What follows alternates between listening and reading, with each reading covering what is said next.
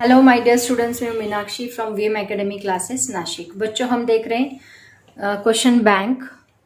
अभी इस साल बोर्ड ने जो क्वेश्चन बैंक दिया है स्टेट बोर्ड के बच्चों के लिए, तो उनका सॉल्यूशन मैं आपको बताने वाली हूँ। तो ऑलरेडी वेव ऑप्टिक्स का एक पार्ट मैंने अपलोड किया था, आज मैं दूसरा पार्ट अपलोड करने वाली हूँ। तो वेव ऑप्टिक्स के क्वेश्चन नंबर 1 मार्क्स के, 2 मार्क्स के एंड एमसीक्यूज, ये हमने सॉल्व किया था। आज हम लोग 3 मार्क्स एंड 4 मार्क्स के क्वेश्चन मैं आपको बताने वाली हूँ। और एक बात मैं आपको बता दूँ, इसका जो पीडीएफ है वो मैं आपको टेलीग्राम के ग्रुप पे अपलोड कर रही हूँ, लेक्चर्स भी अपलोड कर रही हूँ। तो आप लोग डिस्क्रिप्शन बॉक्स में जाके उसकी लिंक दी है, वहाँ पे क्लिक करो, आप टेलीग्राम ग्रुप ज्वाइन करो, ठीक है। तो स्टार्ट करते हैं आज का लेक्चर। तो बच्चों, शॉर्ट आंसर्स 2 में 3 मार्क्स का सबसे पहला क्वेश्चन देखो क्या है। Explain reflection of light at a plane surface with the help of neat ray diagram. तो मैं आपको पहले इसका आंसर एक्सप्लेन करूंगी, और ऑलरेडी मैंने पीडीएफ अपलोड किया है, तो वहां से आप लोग जो नोट्स है वो लिख सकते हैं, ठीक है। लेकिन ये कैसे आया ये आपको पता होना बहुत ज़रूरी है, इसका अंडरस्टैंडिंग मस्ट है, इसीलिए मैं आपको पहले एक्सप्लेन करती हूँ बोर्ड पे। तो देखो टाइटल क्या है, reflection of light at a plane surface. अगर आप ये रटना चाहो ये डेरिवेशन, तो आप 2 मिनट में इसको रट सकते हो, लेकिन इसका अंडरस्टैंडिंग बहुत ज़्यादा इम्पोर्टेंट है। वो आपको अंडरस्टैंड नहीं होगा जब तक आप इसको ठीक से समझ नहीं लेते। रट के हो सकता है, क्योंकि रटना बहुत ईजी है, ज्योमेट्रिकल कंसेप्ट से सब डायग्राम रट लो, उसके ऊपर से सीधा सीधा डेरिवेशन निकाल लो, बहुत सिंपल है। लेकिन अभी अंडरस्टैंडिंग देखो, पूरा कॉन्सेंट्रेट करो। देखो यहाँ पे हमने एक प्लेन सरफेस लिया है। तो देखो बच्चों, पहले हम लोग यहाँ पे एक प्लेन सरफेस लेंगे। ये एक प्लेन सरफेस है जहाँ से रिफ्लेक्शन होने वाला है, ठीक है। तो ये वो प्लेन सरफेस है। इस प्लेन सरफेस के ऊपर हमने 2 इंसिडेंट पैरेलल रेज लिए हैं। तो ये पैरेलल रेज है, 2 पैरेलल रेज है, ठीक है। सपोज इस रे को हमने नाम दिया, दिस इज A1, यहाँ पे टच हुआ वो A1, और ये है B1। तो ऐसे 2 रेज लिए हमने, जो कि इस प्लेन वेव सरफेस के ऊपर फॉल हो रहे हैं। अब इनसे हमें एक वेव फ्रंट निकालना है, ठीक है। तो वेव फ्रंट निकालने के लिए हमें पता है वेव फ्रंट क्या होता है, इसको परपेंडिकुलर होता है। तो वेव फ्रंट हम लोग यहाँ पे निकालेंगे। ऐसा अगर निकाला तो वो यहाँ पे ऐसे परपेंडिकुलर प्लेन वेव फ्रंट बनेगा। तो उसकी मैंने एक ही लाइन यहाँ पे ड्रॉ की, this is the AB wave front. AB क्या है, यहाँ पे प्लेन वेव फ्रंट है। AB is equal to plane wave front, जो कि दोनों रेज को क्या आ रहा है, परपेंडिकुलर आ रहा है, ठीक है। अब देखो यहाँ पे जब ये पॉइंट, ये A रे यहाँ पे आने के बाद टच होता है A1 पे, अगर मैं इससे एक दूसरा परपेंडिकुलर लाइन ड्रॉ करूँ कुछ इस तरह, तो जब तक ये पॉइंट, ये A रे यहाँ पे A1 को टच होता है, तब B कहाँ पे टच होता है, इस पॉइंट को टच होता है, पीक तक, ओके। उसके बाद का जो ये डिस्टेंस है, ये डिस्टेंस ट्रैवल करने के लिए सपोज उसको T जितना टाइम लगता है, तो इसका ये डिस्टेंस कितना रहेगा, वो कितने स्पीड से चल रहा है, C क्या है यहाँ पे, C इज इक्वल टू है स्पीड ऑफ वेव, ओके, इतने स्पीड से चल रहा है। तो जब तक ये B पॉइंट यहाँ पे आता है तब P तक, तब तक ये यहाँ पे टच होता है। यहाँ पे टच होने के बाद ये पॉइंट यहाँ तक जाने के लिए उसको C जितना स्पीड लगेगा, T जितना टाइम लगेगा, तो ये डिस्टेंस कितना होगा यहाँ पे, C इंटू T होगा, ठीक है। Similarly at the same time क्या होता है, ये जो A1 है, A1 क्या करता है, उसका खुद का एक वेव फ्रंट बनाना स्टार्ट कर देता है।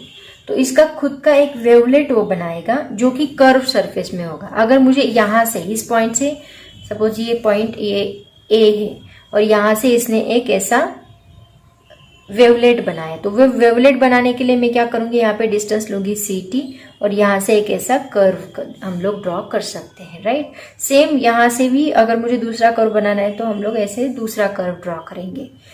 तो यहाँ से A1 पॉइंट से इसने क्या किया, जब तक ये पॉइंट यहाँ से यहाँ तक जाता है, तब तक इसने क्या किया, CT जितने डिस्टेंस पे, कितने डिस्टेंस पे, CT जितने डिस्टेंस पे एक वेवलेट बनाना स्टार्ट कर दिया। दूसरा वेवलेट इसने बनाया कुछ इस तरह, ये पॉइंट ने, और यहाँ से इसका डिस्टेंस कितना है, सपोज ये इसने कितने पॉइंट पे किया है, आर जितने पॉइंट पे किया है, यहाँ से इसका डिस्टेंस कितना है, ct जितना है। मतलब देखो जब तक ये बी पॉइंट पी से B1 तक जाता है ct जितने डिस्टेंस पे, तब तक A1 क्या करता है, अपना नया वेव फ्रंट फॉर्म करता है ct जितने डिस्टेंस पे।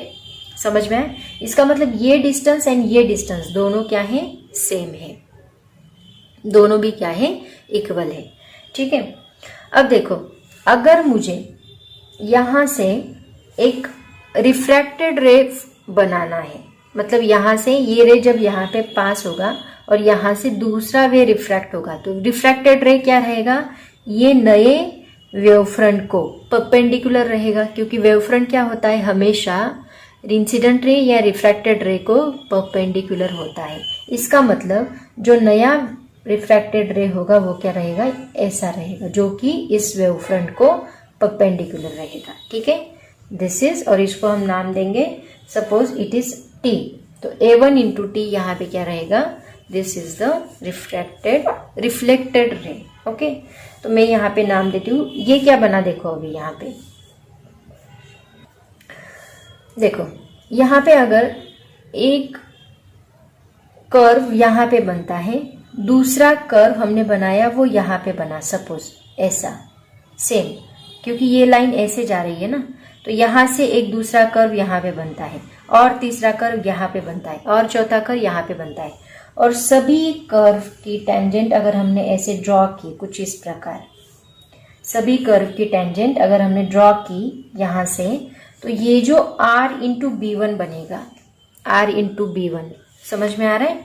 देखो ये ऐसा लाइन है, यहाँ से हमने एक ऐसा कर्व बनाया ct जितने डिस्टेंस पे, ठीक है, ये कर्व, फिर हमने दूसरा कर्व बनाया यहाँ पे, ये टेढ़ा है इसीलिए हम लोग इसको ऐसे देख पा रहे हैं, ये कितना बनेगा, दैट इज ct जितने डिस्टेंस पे, और सबके टेंजेंट हमने ऐसे कनेक्ट कर दिए, तो नया वेव फ्रंट बनेगा, जो कि क्या होगा, रिफ्लेक्टिंग वेव फ्रंट बनेगा। जैसे ये प्लेन वेव फ्रंट बना है, वैसे RB1 मतलब R और ये B1, ये क्या बनेगा, that is called as reflecting wave front. Reflecting wave front, हर एक पॉइंट को मैं समझा रही हूँ एग्जैक्टली है क्या। तो देखो ये कर्व उन्होंने दिखाया नहीं है, मैं यहाँ से निकाल देती हूँ क्योंकि हमें एंगल भी दिखाने हैं। ठीक है, बस यहाँ पे उन्होंने ये लाइन दिखाई है। अब देखो यहाँ पे ये P पॉइंट, ये भी क्या है यहाँ पे, दिस इज ऑल्सो परपेंडिकुलर, क्योंकि देखो ये ऐसे सीधा जा रहा है, दिस इज ऑल्सो परपेंडिकुलर है। अब हम देखते हैं, हम बात करते हैं अभी ये B1 पॉइंट की। ठीक है, अब ये B1 पॉइंट क्या करेगा, ये B1 पॉइंट भी यहाँ से एक कर्व बनाएगा कुछ इस प्रकार, इस डायरेक्शन में, क्योंकि ये भी ct जितने डिस्टेंस पे कर्व बनाएगा, और अगर मैं इसका रिफ्लेक्टेड रे ड्रॉ करूँ तो वो कुछ इस प्रकार आएगा, इसको पैरेलल, जो ये रे गया है उसी को पैरेलल, क्योंकि ये भी अपना खुद का वेव फ्रंट बनाएगा, और वो अगर हमने ड्रॉ किया तो वो कुछ इस प्रकार आएगा, ऐसे। Okay, so this is suppose, इसको हमने नाम दिया Q, तो B1 इंटू Q यहाँ पे इस रे के लिए रिफ्लेक्टेड रे बनेगा, और ये इसके लिए रिफ्लेक्टेड रे बनेगा, तो ये दोनों रेज यहाँ पे रिफ्लेक्ट हो रहे हैं। ठीक है, अब देखो, अब हम लोग मेन प्रूफ देखते हैं। अब हम क्या करेंगे, यहाँ पे दो नॉर्मल ड्रॉ करेंगे। एक नॉर्मल हमने यहाँ पे ड्रॉ की कुछ इस तरह, ये ct डिस्टेंस है, याद रखो, PB1 and A1R, PB1 and A1R दोनों भी कितना डिस्टेंस है, ct जितना डिस्टेंस है। यहाँ से हमने एक नॉर्मल ड्रॉ की सपोज, और यहाँ से भी एक नॉर्मल ड्रॉ की कुछ इस तरह।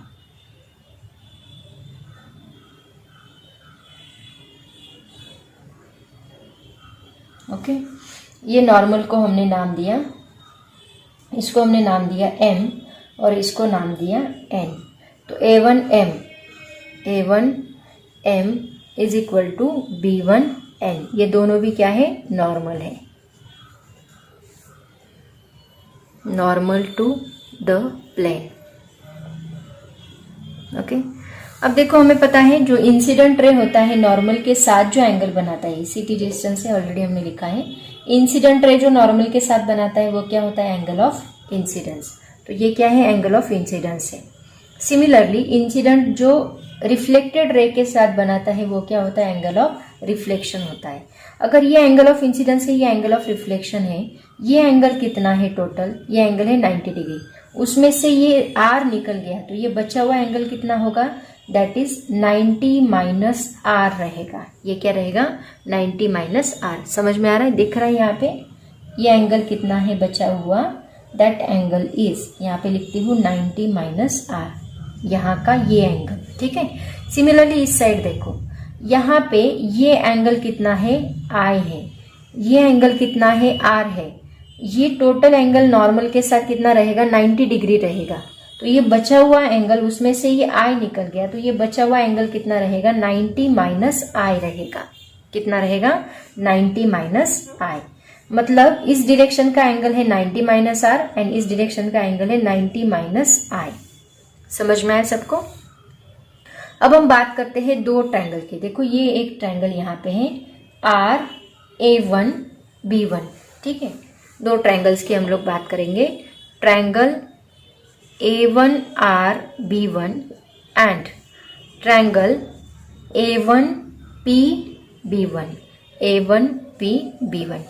अब देखो ये दोनों ट्रायंगल को अगर हम ऑब्जर्व करें तो आपको पता चलेगा ये एंगल भी यहाँ पे कितना है, 90 डिग्री है, ये भी एंगल यहाँ पे कितना है, 90 डिग्री है। ठीक है, A1PB1 A1RB1। तो इन दोनों की अगर बात करें तो ये बेस देखो, दोनों को कॉमन साइड कौन सी है, A1B1 is equal to A1B1। ये दोनों की कॉमन साइड है, that is equal to common side. तो ऑब्वियसली ये इक्वल रहेगी, कॉमन साइड।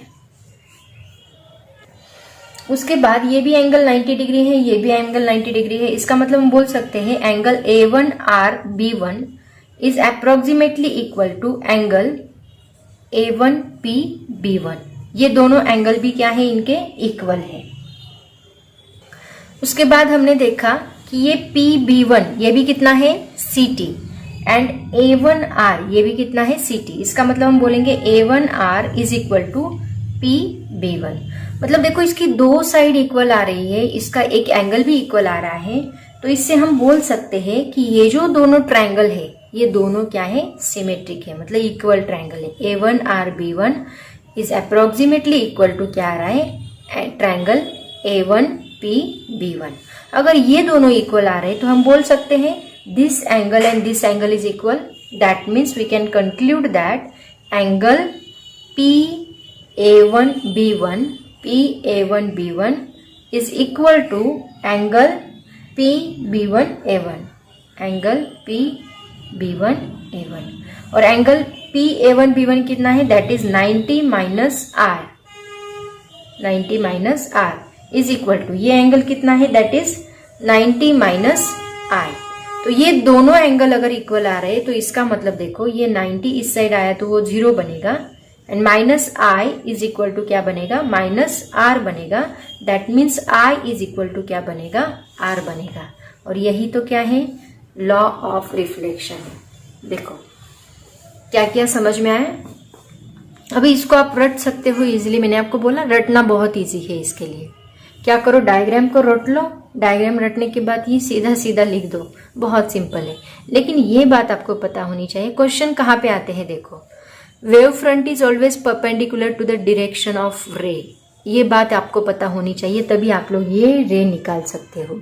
क्योंकि पहले हमने इसका वेव फ्रंट निकाला है और वेव फ्रंट को परपेंडिकुलर ये रे निकाला है। सिमिलरली यहाँ पे ये रे हमने पहले वेव फ्रंट निकाला, उसके बाद ये परपेंडिकुलर निकाला। ठीक है, उसके बाद यहाँ पे ये जो लाइन है ये कहाँ से आई, ये आपको पता नहीं चलेगा अगर आप ऐसे ही डायग्राम निकालोगे।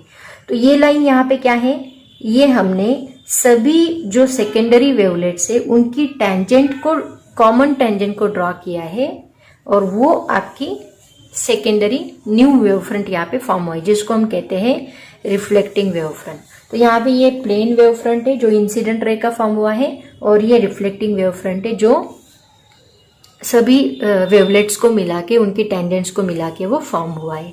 तो ये बातें यहाँ पे बहुत ज़रूरी है, that is very very important here. ठीक है, तो ये angle of incidence is equal to आ रहा है एंगल ऑफ रिफ्लेक्शन, इसी को हम लोग बोलते हैं लॉ ऑफ रिफ्लेक्शन। और एक दूसरा लॉ क्या है, लॉ ऑफ रिफ्लेक्शन में incident ray, normal and reflected ray, ये हो गया incident ray, normal and reflected ray, all lie in the same plane, this is the second law of reflection. तो ऐसे हम लोग हाइजेंस प्रिंसिपल का यूज करके लॉज ऑफ रिफ्लेक्शन को प्रूव कर सकते हैं। समझ में आए? तो यहाँ पे देखो वेव फ्रंट का परपेंडिकुलर का ये उसने बहुत अच्छे से प्रूव किया था, इसलिए हाइजेंस थ्योरी को एक्सेप्ट किया गया। समझ में आया? उसके बाद नेक्स्ट क्वेश्चन देखो क्या है, describe Young's double slit experiment with a neat diagram showing points of maximum and minimum intensity. तो इसका एक्सप्लेनेशन देखते हैं कैसे एक्सप्लेन करना है। तो देखो बच्चों, यंग्स डबल स्लिट एक्सपेरिमेंट में उसने कैसा मॉडल बनाया था, पहले हम वो देखते हैं। उसने क्या किया, एक मोनोक्रोमेटिक सोर्स यहाँ पे रखा, इसको कहा जाता है मोनोक्रोमेटिक सोर्स।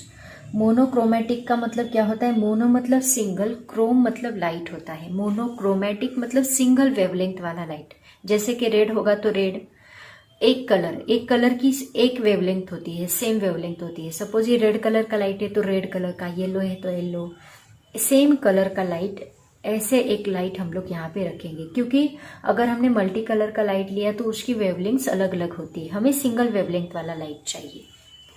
तो यहाँ पे एक लाइट सोर्स उसने रखा जो कि मोनोक्रोमेटिक था।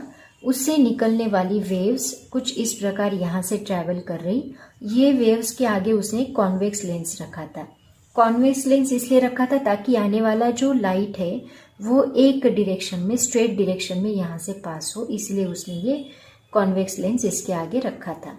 तो यहाँ से निकलने वाला जो लाइट है वो स्ट्रेट डायरेक्शन में इसके आगे जा रहा है। उसके बाद उसने क्या किया, एक शीट लिया और वो शीट को 2 स्लिट्स बनाई। इतनी पतली स्लिट्स बनाई ताकि उनका जो डायमीटर है that should be nearly equal to wavelength of light. इतनी छोटी, बहुत ही स्मॉल डिस्टेंस की 2 स्लिट्स बनाई। ओके, इसको नाम दिया S1, इसको नाम दिया S2। तो ऐसे 2 स्लिट्स बनाई तो ये लाइट उसमें से ट्रैवल करेगा ऑब्वियसली। और उसे क्या ऑब्जर्व किया, जब ये लाइट, और इसके सामने एक स्क्रीन रख दी, इसके सामने एक स्क्रीन रख दी। तो देखो अभी यहाँ से आने वाला लाइट अगर इस स्क्रीन के ऊपर गिर रहा है तो अकॉर्डिंग टू न्यूटन ये लाइट कैसे ट्रैवल करता है, स्ट्रेट पोजीशन में ट्रैवल करता है। तो ये अगर स्ट्रेट पोजीशन में ट्रैवल करता है तो इससे आने वाला जो लाइट है वो स्क्रीन के ऊपर एक ही जगह पे ऐसा ब्राइट स्पॉट बनाएगा, ब्राइट ना।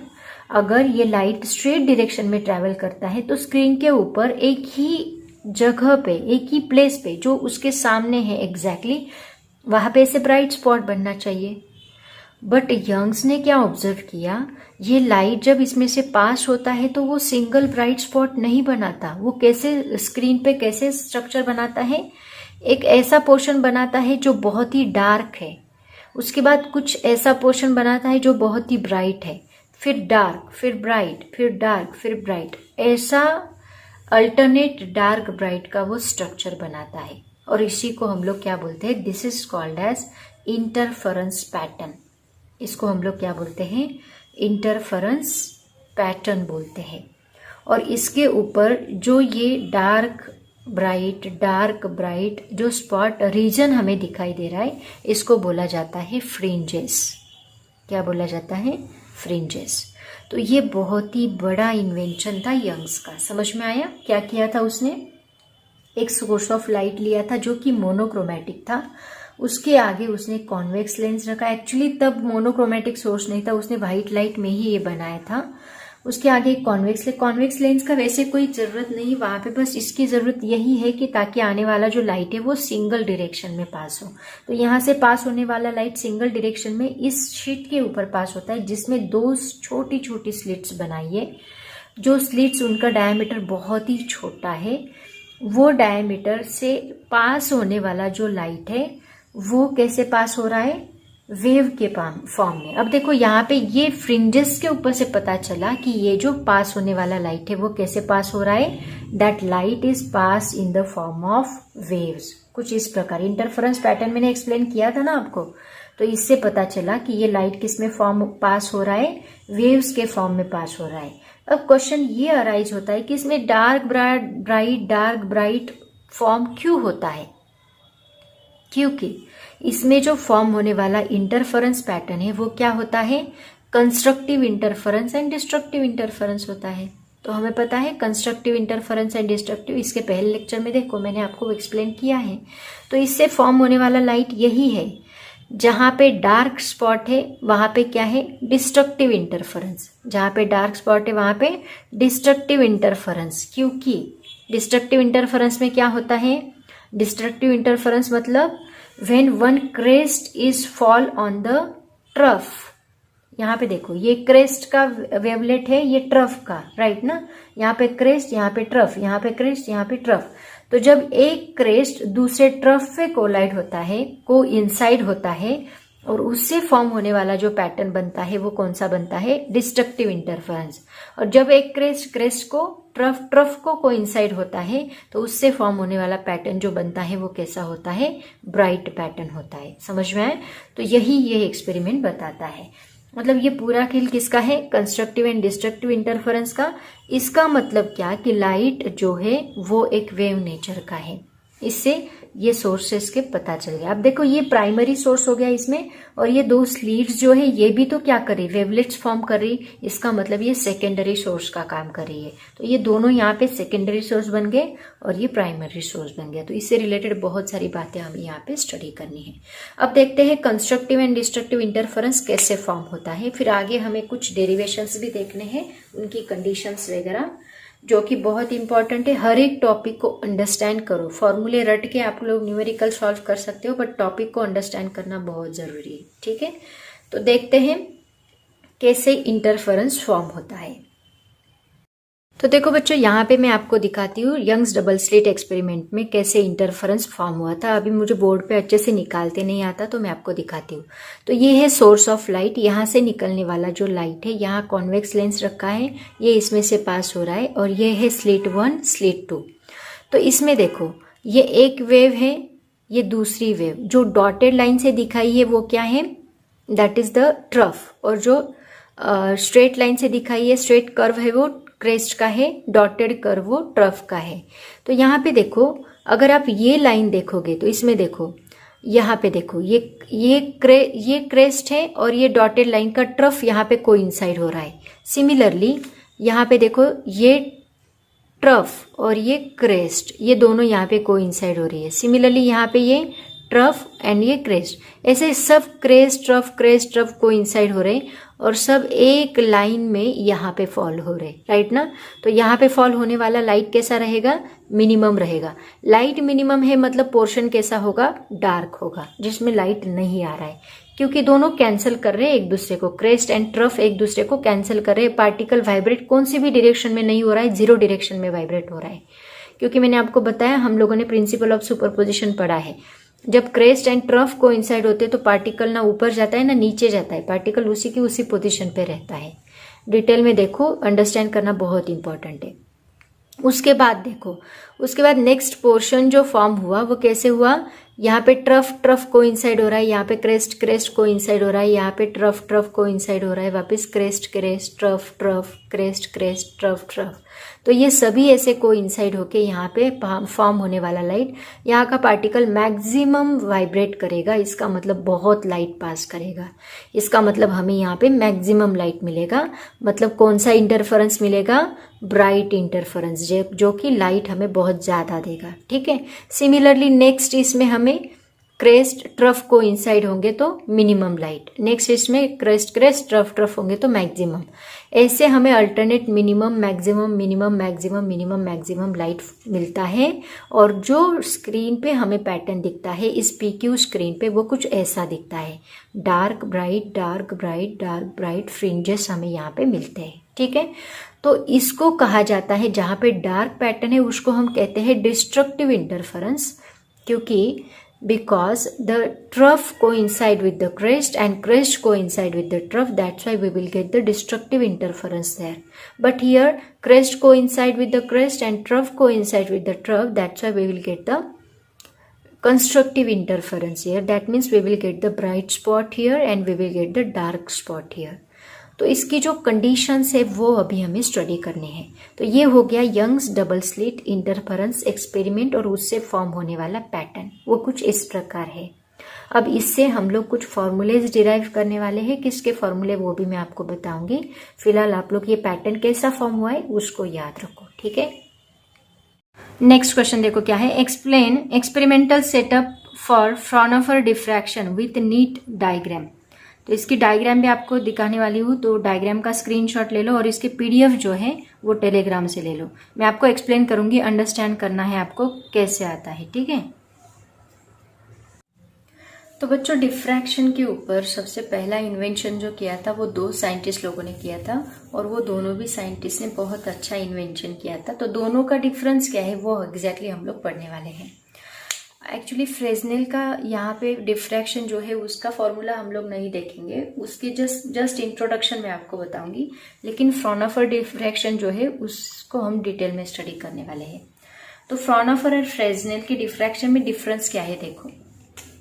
फ्राउनहोफर ने क्या किया, ये पॉइंट सोर्स है एंड यहाँ पे जैसे हम लोग यंग्स डबल स्लिट एक्सपेरिमेंट में करते थे, हम क्या करते थे, यंग्स डबल स्लिट एक्सपेरिमेंट में 2 स्लिट्स लेते थे, उसके आगे सोर्स रखते थे और यहाँ पे 2 स्लिट्स बनाते थे पेपर में या फिर शीट पे।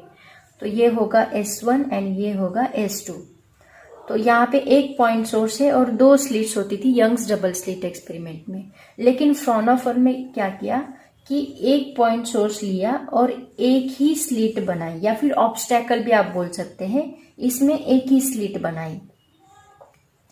तो यहाँ पे जो सिंगल स्लिट है, ये जो डिस्टेंस उसने रखा था पॉइंट सोर्स एंड इस स्लिट के बीच का जो डिस्टेंस था इसका बहुत ज्यादा था, बहुत लार्ज डिस्टेंस था। This distance is large here in between the source, single source and sheet, और वी कैन से ऑब्स्टैकल, इन दोनों के बीच का जो डिस्टेंस था वो बहुत ज्यादा था।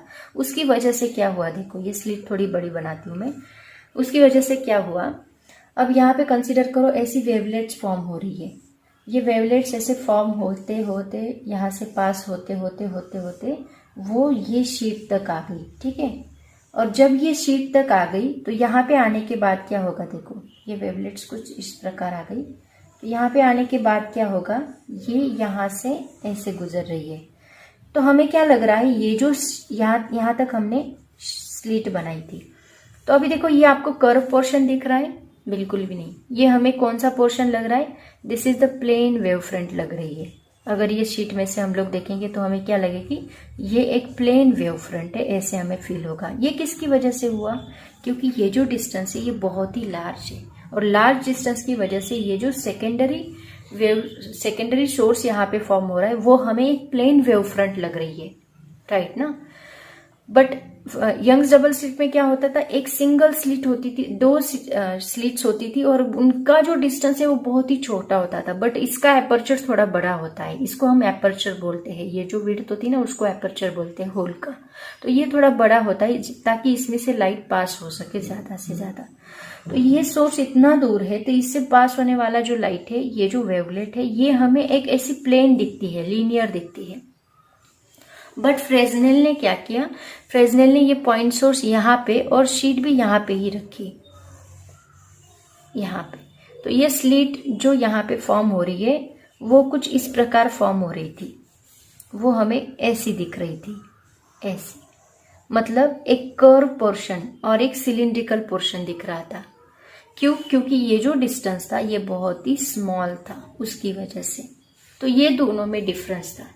इससे सेकेंडरी सोर्स या ऑब्स्टेकल जो स्लिट बन रही थी, ये डिस्टेंस इतना छोटा है कि उसको वो वेवलेट, एक वेवफ्रंट बोल सकते हैं या फिर वेवलेट ही बोलो, क्योंकि सेकेंडरी को हम लोग वेवलेट बोलते हैं। तो वो जो वेवलेट यहाँ पे फॉर्म हो रही थी वो कर्व शेप की थी, कर्व शेप और सिलिंड्रिकल शेप की थी।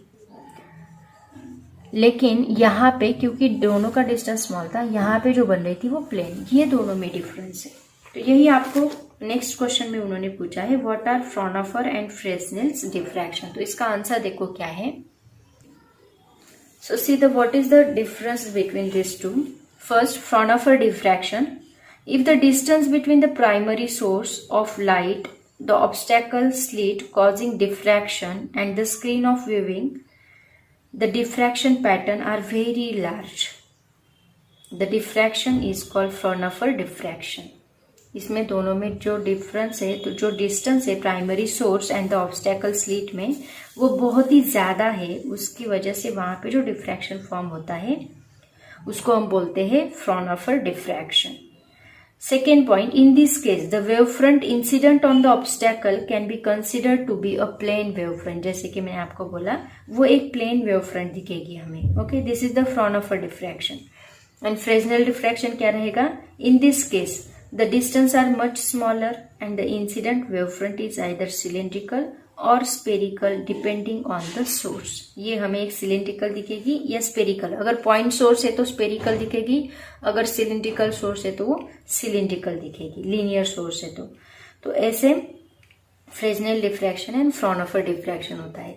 तो अभी हम लोग यहाँ पे फ्राउनहोफर डिफ्रैक्शन का यूज करके उसको डिटेल में स्टडी करेंगे और उसको यूज करके हम लोग डार्क पॉइंट कहाँ पे फॉर्म होता है, पैटर्न कैसे फॉर्म होता है, डार्क एंड ब्राइट फ्रिंजेस कहाँ पे फॉर्म होती है, मैक्सिमा मिनिमा कहाँ पे फॉर्म होता है, जैसे हमने YDAC में स्टडी किया था, फॉर्मूला डिराइव किया था, वैसे इसका यूज करके हम लोग फॉर्मूला डिराइव करने वाले हैं। बच्चों, स्टार्ट करने से पहले, डेरिवेशन स्टार्ट करने से पहले सबसे पहले हम देखते हैं कि फ्राउनहोफर का सेटअप कैसा था। तो देखो यहाँ पे फ्राउनहोफर का सेटअप हमें दिख रहा है, सेटअप फॉर फ्राउनहोफर डिफ्रैक्शन। तो यहाँ पे एक पॉइंट सोर्स रखा है और ये स्क्रीन यहाँ पे रखी है P डैश, जो हमें दिखाई दे रहा है ये एक स्क्रीन है। ओके, ये जो डिस्टेंस था, ये डिस्टेंस था D which is greater than A। अब A क्या है वो मैं आपको बताती हूँ। देखो यहाँ पे फ्राउनहोफर ने क्या किया, एक पॉइंट सोर्स रखा और उसके आगे एक लेंस रखी। तो ये लेंस की वजह से क्या हुआ, ये जो रेज आ रहे थे वो सभी रेज एक स्ट्रेट लाइन में बेंड हो गए, राइट ना।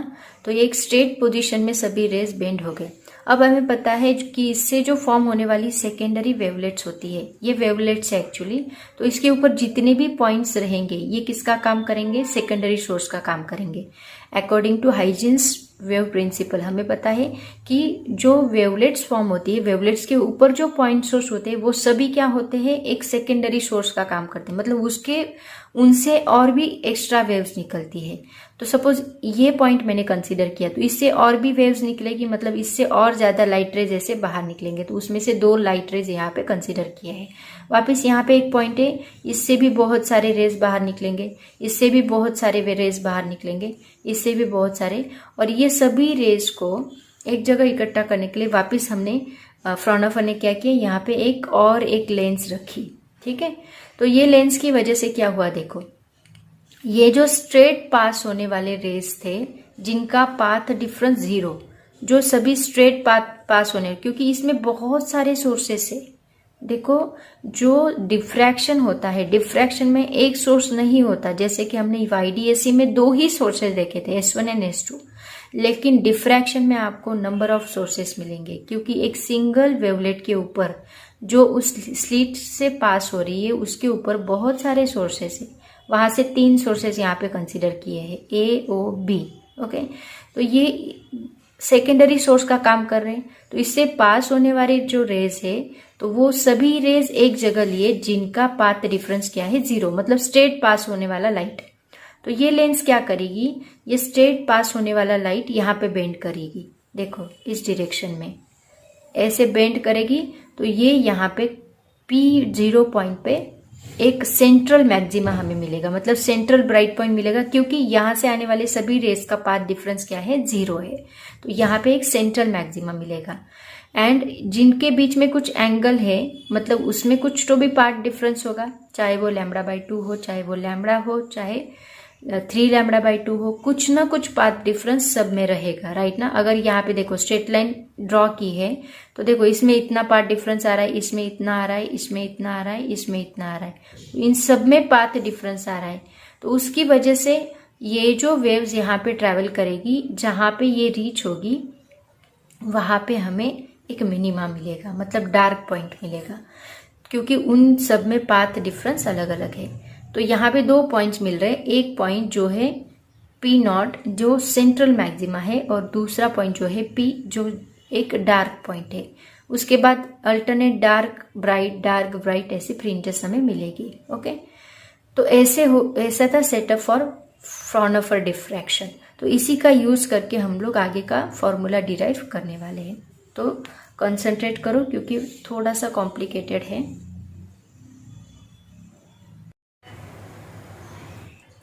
नेक्स्ट क्वेश्चन देखो बच्चों, एक न्यूमेरिकल दिया है। The distance between to bright fringes in a biprism experiment using light of wavelength 6000 angstrom unit 0.32 mm. By how much will the distance change if light of wavelength 4800 angstrom unit is used? Change in distance निकालना है। सबसे पहले given लिख लेते हैं, इसका step by step solve करके बताती हूँ कैसे सॉल्व करना है। देखो बच्चों, सबसे पहले गिवन लिख लो क्या है। देखो उन्होंने क्या दिया है, उन्होंने लैम्बडा दिया है। लैम्बडा कितना दिया है, lambda A is equal to 6000 angstrom unit, right. उसके बाद उसका डिस्टेंस, तो 6000 एंगस्ट्रॉम यूनिट को पहले कन्वर्ट कर लो किसमें, 6000 इंटू 10⁻⁻10 मीटर में। ये आएगा 6 इंटू 10⁻⁻7। इसके 3 पॉइंट जो है वो माइनस हो गए, तो ये मीटर बनेगा। उसके वाई दिया है, डिस्टेंस कितना दे के रखा है, 0.32 mm। तो 0.32 mm मतलब 0.32 इंटू 10⁻³ मीटर। उसके बाद लैम्बडा बी दिया है, second wavelength, second source, that is equal to 4800 angstrom unit. तो इसके 3 डिजिट शिफ्ट किए तो ये आएगा 4.8 इंटू 10⁻⁷ मीटर में। और हमें क्या निकालने के लिए बोला है उन्होंने, YA माइनस YB निकालो, ठीक है। तो देखो डिस्टेंस बिटवीन द फ्रिंजेस मतलब YA माइनस YB निकालने के लिए बोला है। तो इसका फॉर्मूला क्या होता है, YA into lambda B is equal to YB into lambda A, ये फॉर्मूला है, ठीक है। Formula okay. टू फाइंड, क्या फाइंड करना है हमें, आपके नोट्स में सब कुछ दिया है बट मैं आपको सॉल्व करके बताने वाली हूँ। तो देखो हमें क्या निकालना है, YB निकालना है। तो क्या करो, लैम्बडा ए को इधर शिफ्ट करो, तो YB इज इक्वल टू, क्योंकि आपको YA तो उन्होंने दे के रखा है, YA दिया है बट YB निकालना होगा, YB हमें पता नहीं है। देन हम इन दोनों का डिफरेंस ले सकते हैं। तो ये क्या आएगा, देखो YA into lambda B divide by ये लैम्बडा ए इस साइड आके डिवाइड होगा। तो सभी वैल्यूज आपको पता है, वैल्यूज पुट कर दो। लैम्बडा ए कितना दिया है, दैट इज 6 इंटू 10⁻⁷।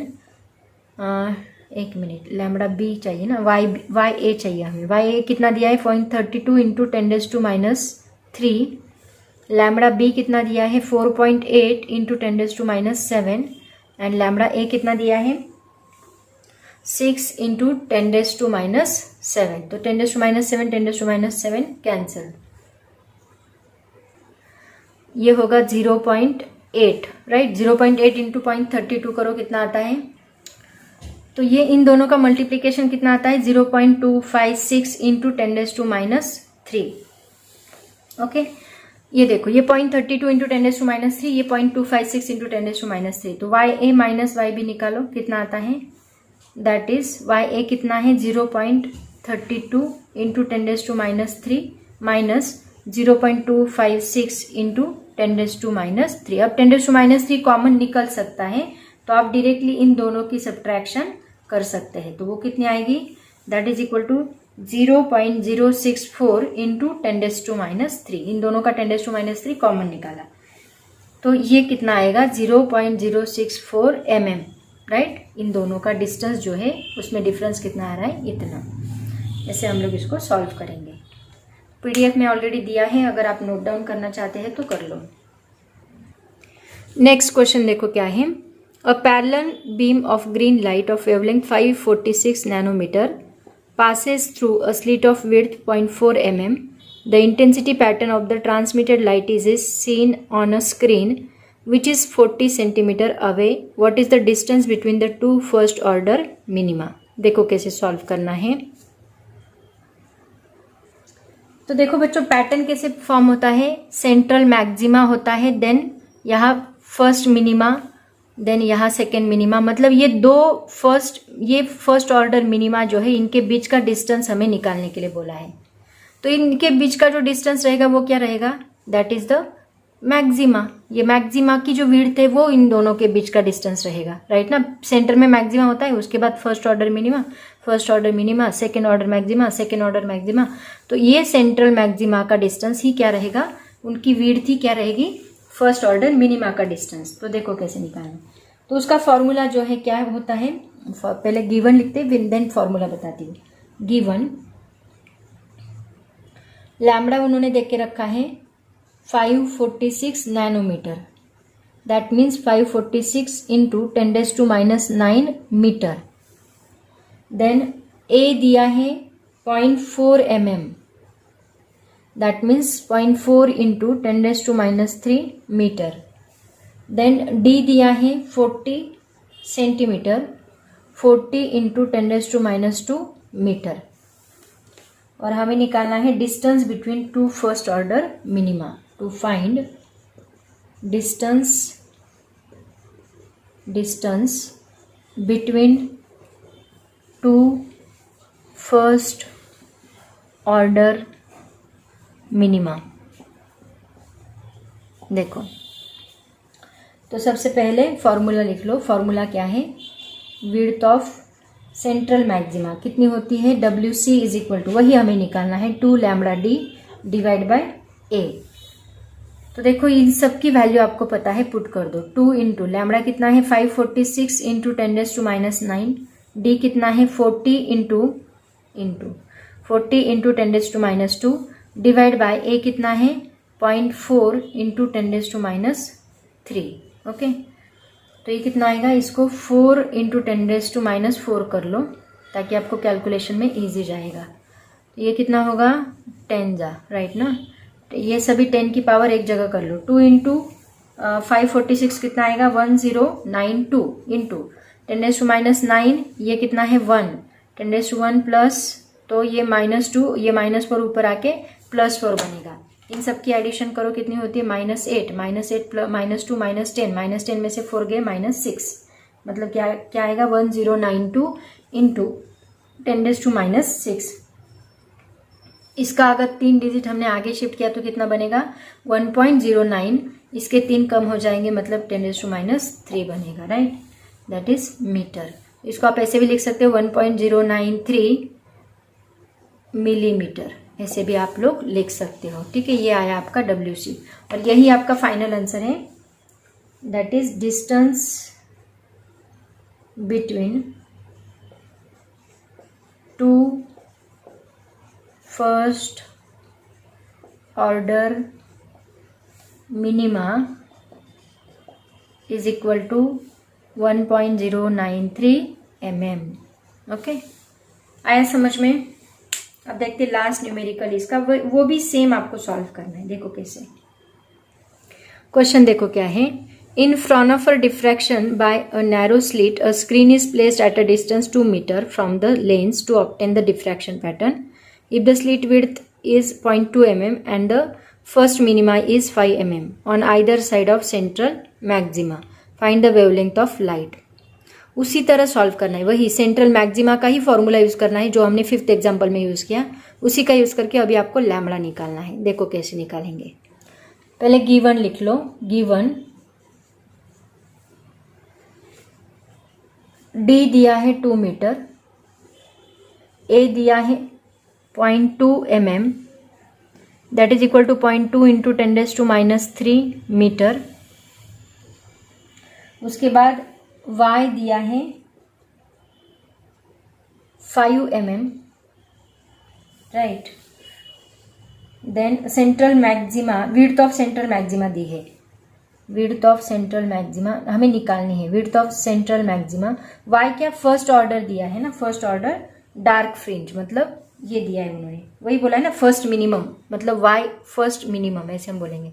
तो विड्थ ऑफ सेंट्रल देखो ये फर्स्ट मिनिमा होता है, यहाँ से ये फर्स्ट मिनिमम, यहाँ पे फर्स्ट मिनिमम, तो ये उन्होंने देख के रखी है। ये यहाँ से कितना दूर है सेंट्रल मैक्सिमा से 5 mm, तो ये 5 mm एंड ये 5 mm कितना बनेगा 10 mm बनेगा, राइट ना। सो विड्थ ऑफ सेंट्रल मैक्सिमा कितनी बनेगी, विड्थ ऑफ सेंट्रल मैक्सिमा कितनी बनेगी 5 + 5, मतलब ये आप ऐसे भी लिख सकते हो 2 into Y first minima, that is equal to 2 into 5 is equal to 10 mm, that is equal to 10 into 10⁻³ metre. Okay, दिख रहा है। उसके बाद देखो, और हमें निकालना है lambda. Lambda is equal to what, formula वही यूज करोगे, WC is equal to lambda 2 lambda D divide by A। A पता है आपको, लैम्बडा निकालना है, बाकी सब टर्म्स को उधर शिफ्ट करो। तो लैम्बडा इज इक्वल टू क्या आएगा, WC into A divide by 2 into D। WC put करो, कितना है WC विड्थ, ये सेंट्रल मैक्सिमा की विड्थ, 10 इंटू 10⁻³ इंटू A कितना है 0.2 into 10⁻³ divide by 2 into D कितना है 2। तो ये बनेगा 0.1, ये बनेगा 5। ओके, इजी कैलकुलेशन है।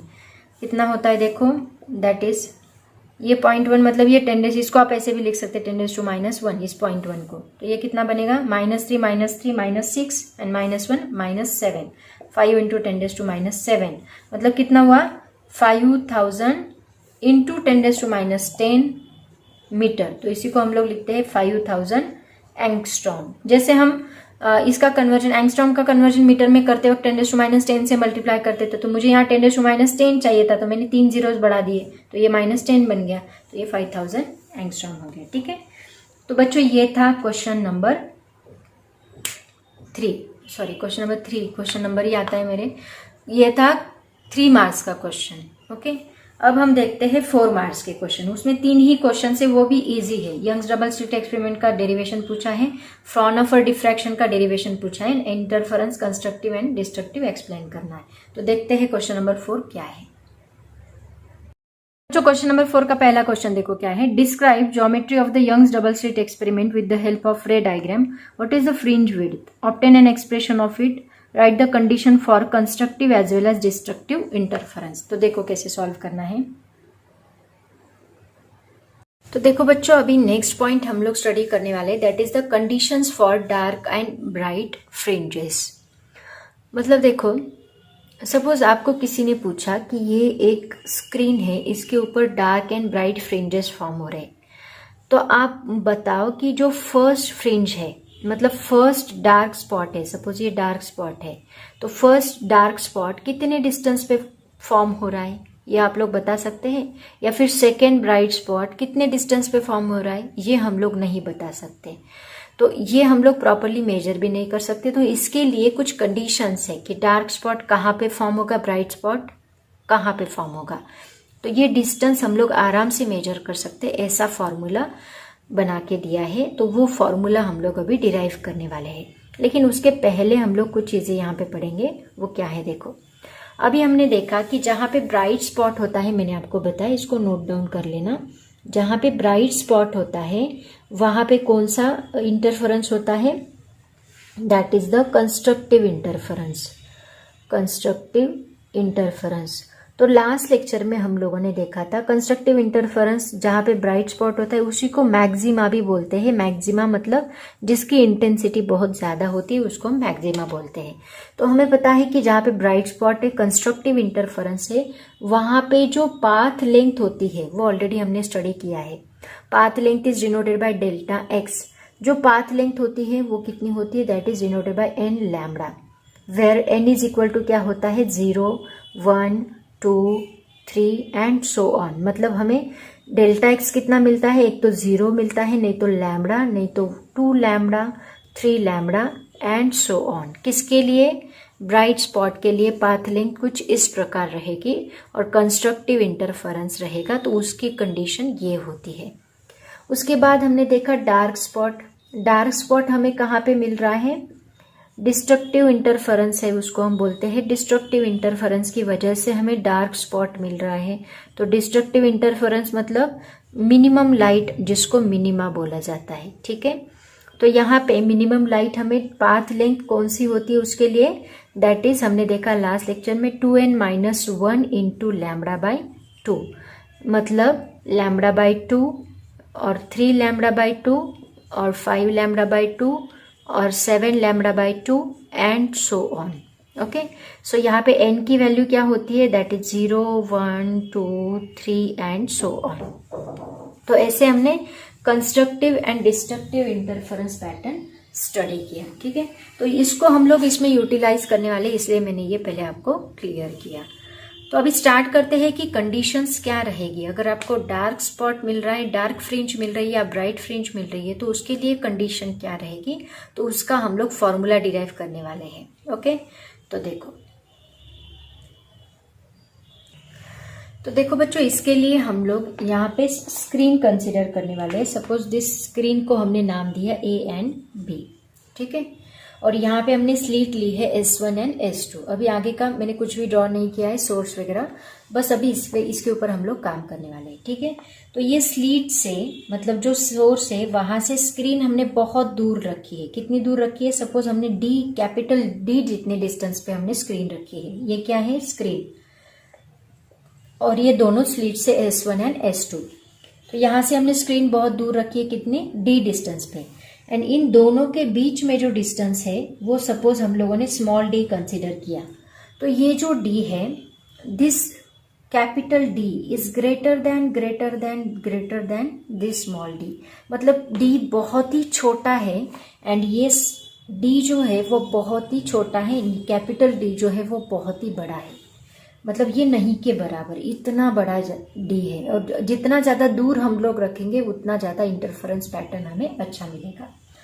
तो यहाँ पे देखो, हम लोग ये पॉइंट कंसिडर करते हैं क्योंकि इन दोनों से निकलने वाली जो वेव्स है वो यहाँ पे एक पॉइंट ऐसा रहेगा जहाँ पे दोनों waves at a time reach करेंगी, मतलब वहाँ पे पाथ डिफरेंस बिल्कुल भी नहीं होगा। तो वो पॉइंट कौन सा रहेगा, इन दोनों के सेंटर का पॉइंट। तो यहाँ से निकलने वाली जो वेव है वो यहाँ पे रीच करेगी, राइट। सिमिलरली यहाँ से निकलने वाली वेव है वो यहाँ पे रीच करेगी। अगर ये दोनों वेव्स का हमने देखा तो दोनों का डिस्टेंस देखो सेम है। अगर दोनों का डिस्टेंस सेम है इसका मतलब इसमें पाथ डिफरेंस रहेगा क्या, बिल्कुल भी नहीं। तो इसमें पाथ डिफरेंस हमें क्या मिलेगा, 0 पाथ डिफरेंस मिलेगा। दैट मीन्स ये दोनों रीच होने वाली वेव इस पॉइंट पे जो रीच होगी उसको हमने नाम दिया है P। तो यहाँ पे जो ये P पॉइंट है इसको हम बोलते हैं सेंट्रल ब्राइट। हम इसको क्या बोलेंगे, this is called as central bright. और ये सेंट्रल ब्राइट से आगे के पॉइंट्स हम लोग मेजर करने वाले हैं।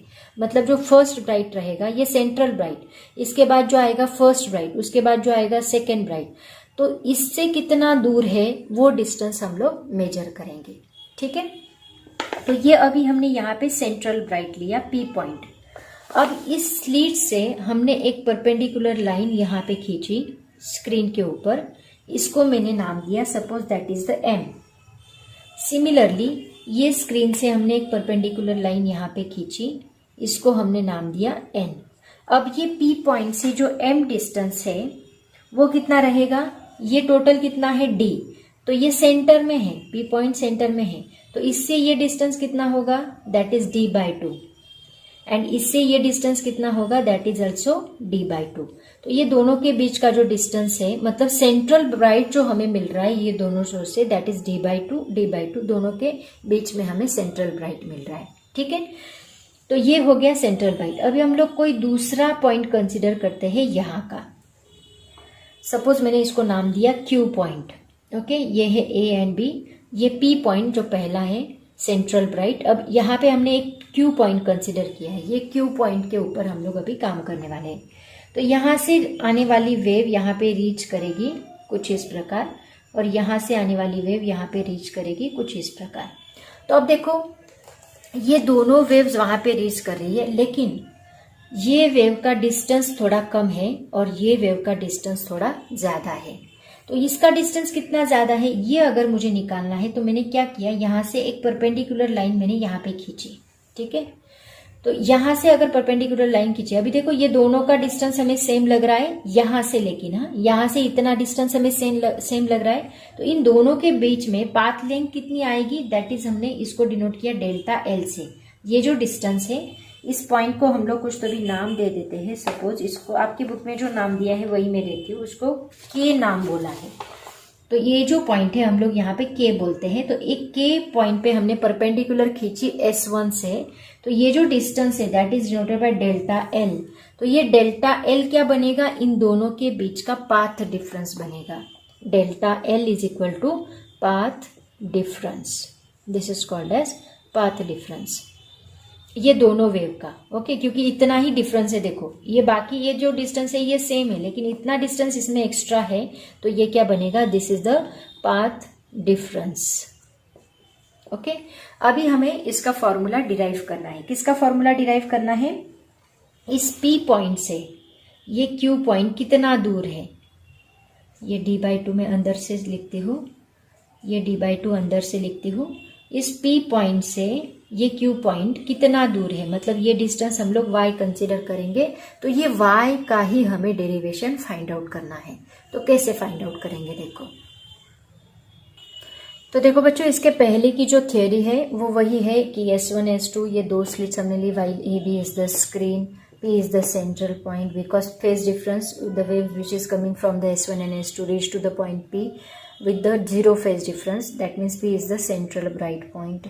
Then distance between two slits is D, distance between slit and screen is capital D, etc etc। ये आपको सब कुछ यहाँ पे लिखना है।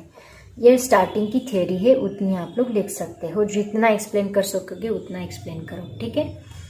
अब हम लोग यहाँ पे y का फॉर्मूला डिराइव करने जा रहे हैं, तो उसके लिए हम लोग क्या करेंगे, सबसे पहले ये ट्रायंगल कंसीडर करते हैं, ट्रायंगल S1MQ, S1MQ। देखो ये राइट एंगल ट्रायंगल दिख रहा है आपको, S1MQ एक राइट एंगल ट्रायंगल है जिसमें S1Q क्या है, हाइपोटेनस है। तो अकॉर्डिंग टू पाइथागोरस थ्योरम हमें पता है S1Q bracket square is equal to क्या होता है, दोनों साइड के स्क्वायर का एडिशन, मतलब S1M square plus MQ square, right.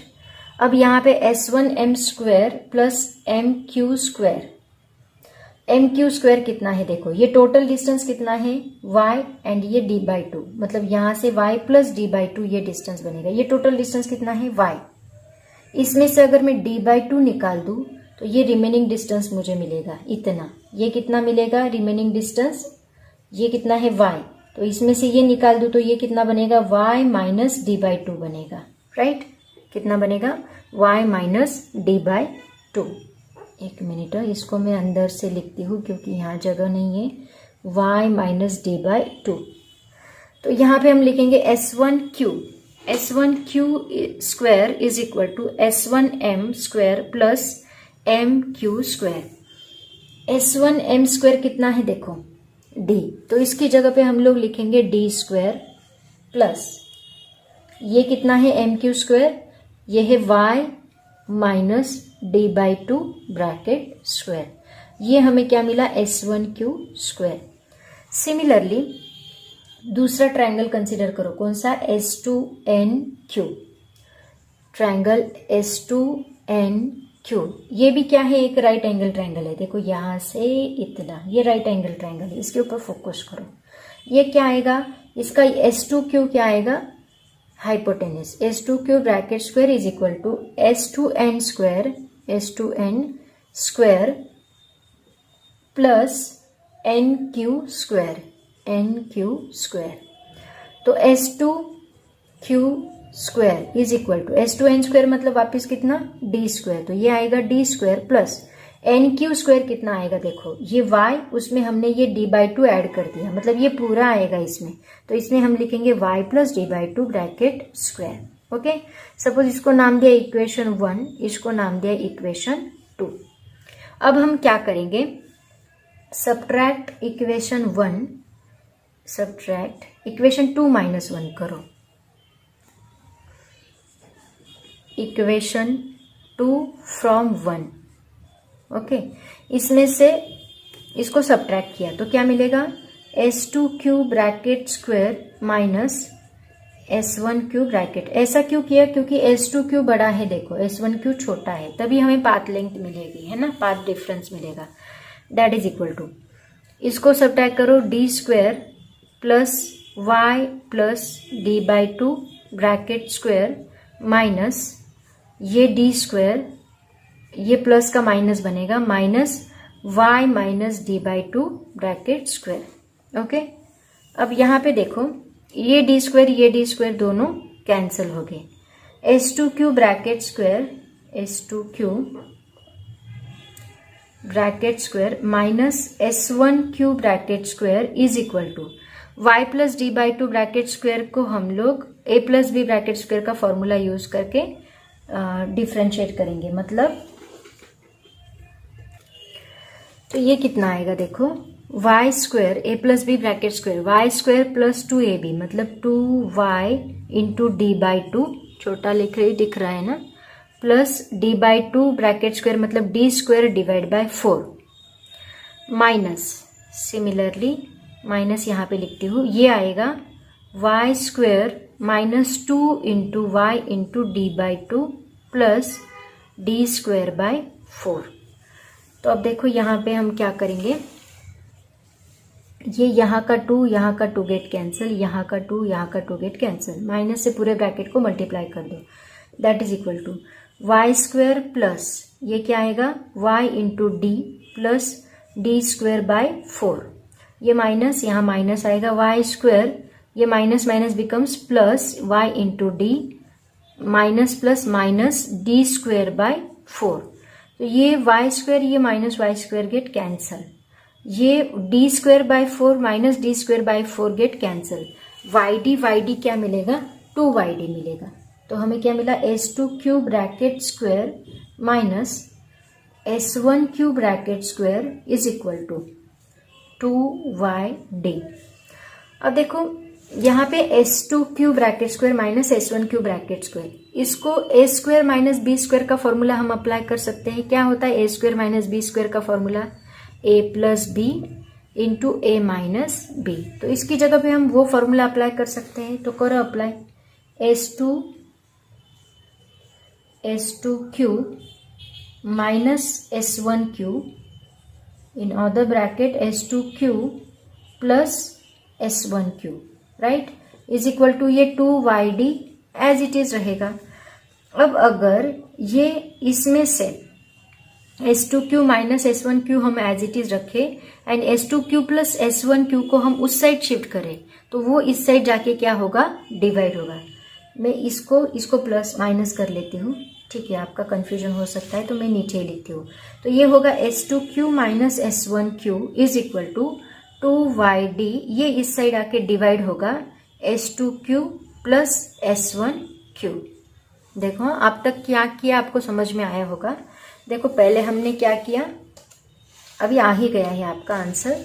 पहले हमने क्या किया, देखो सबसे पहले हमने 2 स्लिट्स ली, दोनों स्लिट्स का डिस्टेंस, इसका डिस्टेंस डी, स्क्रीन का डिस्टेंस कैपिटल डी माना, इसका सेंट्रल ब्राइट पॉइंट लिया, मतलब दोनों जहां पे रीच करे पहला ब्राइट पॉइंट हमें जहां पे मिलेगा, दोनों का पाथ डिफरेंस जहां पे हमें 0 मिलेगा, वो सेंट्रल ब्राइट पॉइंट कहाँ पे रहेगा, P पॉइंट पे रहेगा, ठीक है।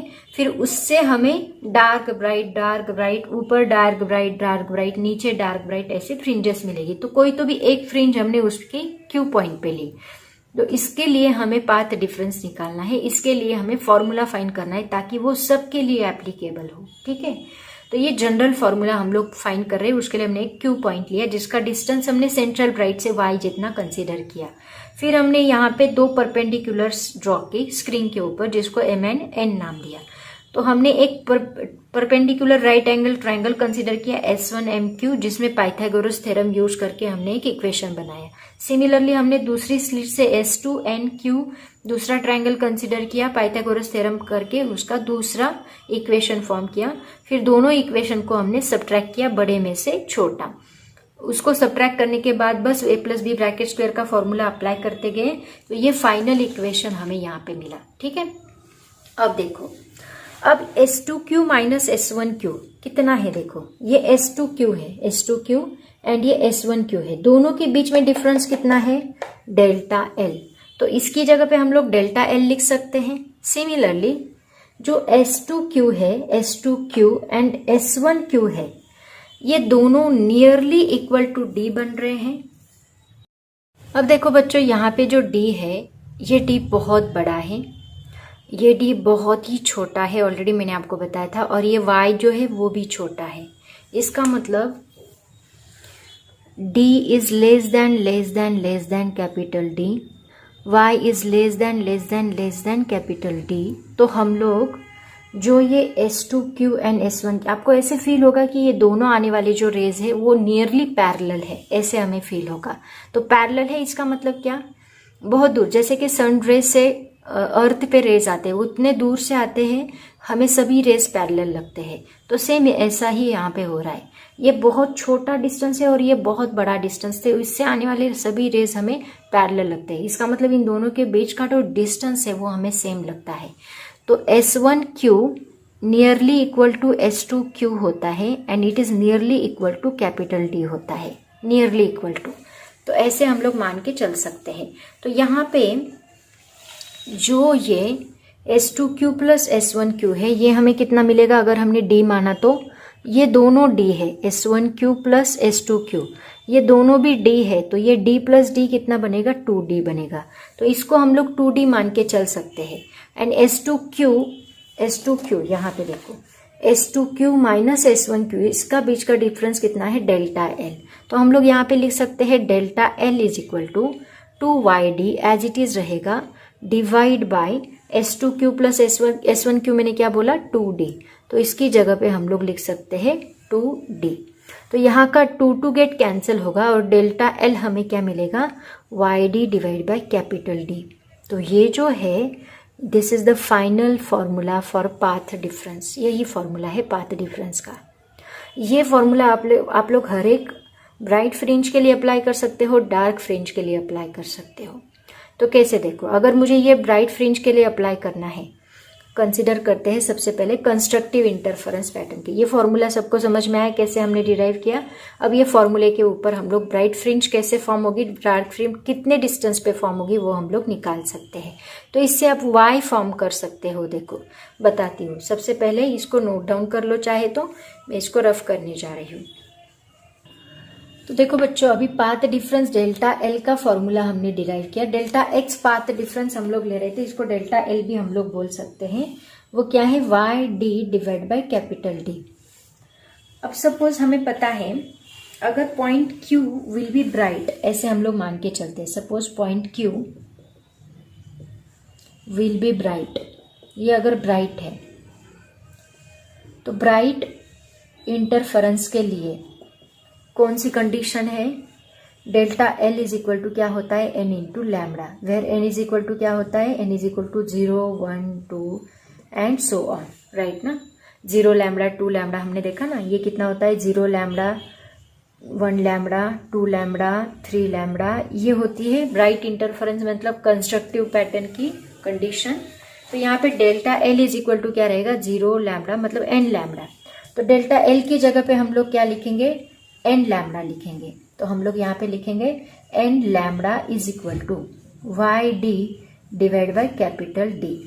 तो इससे हमें y क्या मिलेगा, y इज इक्वल टू हमें मिलेगा, ये d इस साइड जाके मल्टीप्लाई होगा n into D into lambda divide by ये स्मॉल d इस साइड जाके डिवाइड होगा, डिवाइड बाय d। मतलब देखो y is equal to d lambda divide by d। मतलब देखो यहाँ पे ये सॉरी ये स्क्रीन है, इधर ड्रॉ करती हूँ, ये स्क्रीन है, ठीक है, ये इसका सेंट्रल ब्राइट।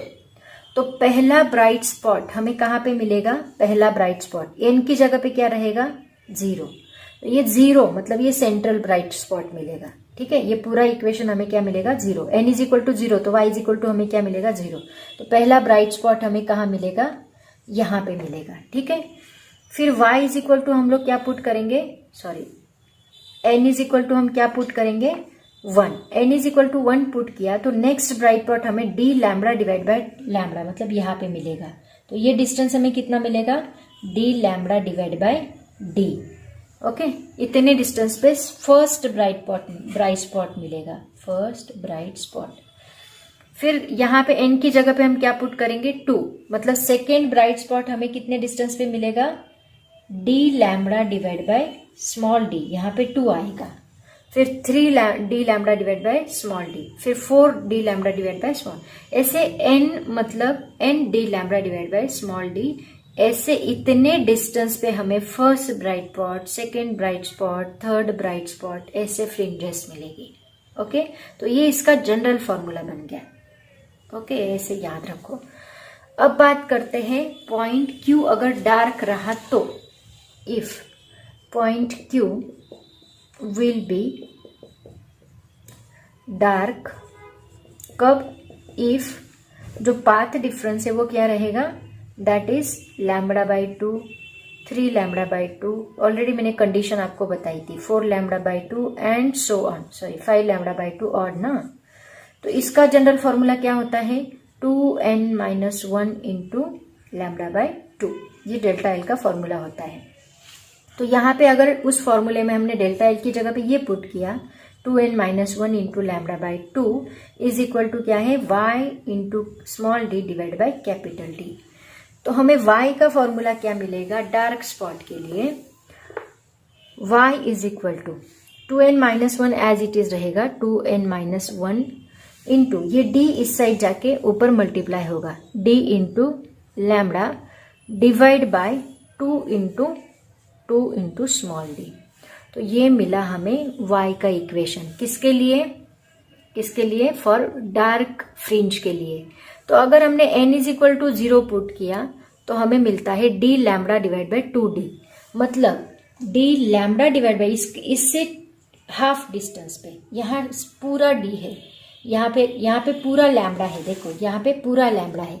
अब क्या मिल रहा है हमें, λ/2, मतलब इससे हाफ डिस्टेंस पे हमें क्या मिलेगा, फर्स्ट डार्क स्पॉट मिलेगा, ब्राइट के बाद फर्स्ट डार्क, फिर वापस ब्राइट, फिर इसके बाद सेकेंड पे हमें मतलब 3d λ/2d क्या मिलेगा, 3d λ/2d, क्योंकि n इज इक्वल टू हम क्या पुट करेंगे 1, तो यहाँ 2 - 1 इज 1, तो 1 लैम्बडा तो हो गया ऑलरेडी यहाँ पे। फिर अभी n is equal to 2 put करेंगे हम लोग, तो 2 पुट करने के बाद 4 - 1 मतलब 3d lambda divide by 2d, 3d lambda divide by, यहाँ पे हमें नेक्स्ट डार्क स्पॉट, फिर उसके बाद ब्राइट, उसके बाद डार्क, ऐसे n की वैल्यू 0, 1, 2, 3, 4 हम लोग पुट करते गए। यहाँ पे n is equal to 0, 1, 2, 3, 4 put करते गए। तो ये जो है ये किसकी कंडीशन रहेगी, this is the condition for dark fringes. तो ये कंडीशन है ब्राइट फ्रिंजेस की एंड ये कंडीशन है डार्क फ्रिंजेस की। यही इक्वेशन हमें फाइंड आउट करना था। तो सबसे पहले हमने क्या किया, डेल्टा एल का फॉर्मूला डिराइव किया, इसकी हम बात करेंगे ही बाद में, ये आपको समझने के लिए मैंने एक डायग्राम दिया था। पहले डेल्टा एल का फॉर्मूला डिराइव किया, फिर ब्राइट की कंडीशन हमें पता ही, पाथ लेंथ क्या होता है उसका फॉर्मूला हमने इसके अंदर पुट किया। इसके अंदर पुट करने के बाद आपको y मतलब कितने डिस्टेंस पे पहला ब्राइट स्पॉट होगा, कितने डिस्टेंस पे दूसरा होगा, कितने डिस्टेंस पे तीसरा, सिर्फ n की वैल्यू चेंज करते जाओ, आपको first bright spot, second bright spot कितने डिस्टेंस पे होगा। यहाँ d दिया रहेगा, लैम्बडा दिया रहेगा, स्मॉल d भी दिया। लैम्बडा आपको वेवलेंथ कलर से पता चलेगी, कलर की वेवलेंथ हमें पता ही होती है। उसके बाद 2 स्लिट के बीच का डिस्टेंस आपको पता रहेगा, कैपिटल D मतलब स्लिट एंड स्क्रीन के बीच का डिस्टेंस आपको पता रहेगा। n आपको फर्स्ट ब्राइट स्पॉट कहाँ पे है ये निकालना है, तो आप n is equal to 0 put करोगे, n is equal to 1 put करोगे, उससे आपको y मिलेगा, कितने डिस्टेंस पे फर्स्ट फ्रिंज मिल रही है, कितने डिस्टेंस पे सेकेंड फ्रिंज मिल रही है। ऐसे ही डार्क की फर्स्ट फ्रिंज कहाँ पे है, डार्क की सेकेंड फ्रिंज कहाँ पे है, थर्ड फ्रिंज, ऐसे अलग अलग फ्रिंजेस हमें मिलेगी वो स्क्रीन के ऊपर। ऐसे हम लोग मेजरमेंट कर सकते हैं। तो ऐसे ये यंग्स डबल स्लिट एक्सपेरिमेंट है जिसका पूरा लेक्चर मैंने आपको एक्सप्लेन किया है। अब एक छोटा सा टॉपिक इसमें बाकी है, वो हम लोग एक्सप्लेन करेंगे और लेक्चर को एंड करेंगे। न्यूमेरिकल्स में सेपरेट से बना के डालूंगी इसके। तो नेक्स्ट छोटा सा टॉपिक है, देखो, that is the fringe width. Fringe width मतलब क्या होता है, distance between any 2 successive dark और any 2 successive bright fringes is equal, always equal, and that is called as fringe width. मतलब क्या, देखो ये आपके पास स्क्रीन है, तो यहाँ पे कंसिडर करते हैं ये डार्क फ्रिंज है, ये ब्राइट, ये डार्क, ये ब्राइट, वापस डार्क, वापस ब्राइट, वापस डार्क, वापस ब्राइट। तो ऐसे फ्रिंजेस है, ठीक है। तो ये 2 ब्राइट फ्रिंजेस, ये 2 ब्राइट फ्रिंजेस, इन दोनों के बीच का जो ये डिस्टेंस है, या फिर एनी 2 डार्क फ्रिंजेस, इन दोनों के बीच का जो डिस्टेंस है, इसको हम बोलते हैं फ्रिंज विड्थ। ये कितना रहेगा, देखो, तो हमें पता है y फॉर ब्राइट फ्रिंज क्या होता है, अभी अभी हमने निकाला, क्या होता है, n D lambda divide by small D, ये होता है।